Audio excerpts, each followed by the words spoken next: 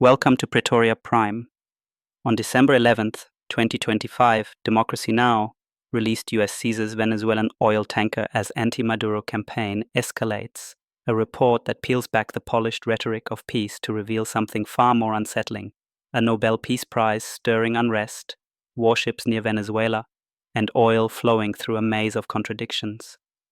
Listen to the image: helicopters over a tanker, troops rappelling down, Attorney General Bondi releasing dramatic footage, and President Trump on the White House lawn announcing, "As you probably know, we've just seized a tanker on the coast of Venezuela. Large tanker, very large, largest one ever seized actually, and other things are happening." When asked what happens to the oil, he answered plainly, "Well, we keep it, I guess." Those words land like a confession of priorities, force, control, resource capture, wrapped in a language of law enforcement. Alejandro Velasco calls this an escalation on two fronts.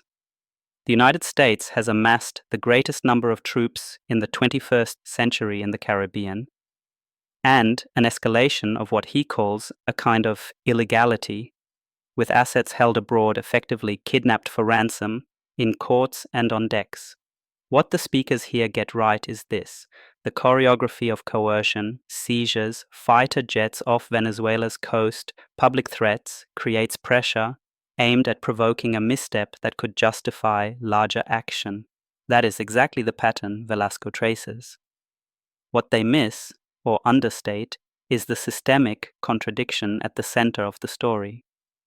The United States seizes a tanker allegedly carrying sanctioned oil while continuing to buy Venezuelan oil under special licenses. It threatens Colombia, so he better wise up or he'll be next. He'll be next too. I hope he's listening. He's going to be next.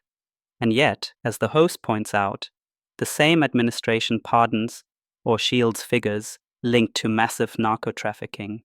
That selective enforcement turns anti-narcotics rhetoric into leverage, not principle. It also turns humanitarian language into a branding exercise. The Nobel Committee awards Maria Corina Machado a Peace Prize. Machado dedicates it to Trump.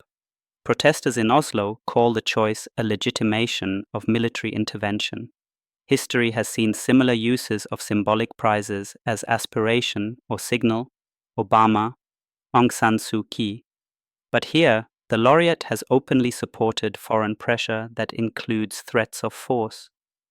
That alignment of soft power and hard pressure should make us uneasy.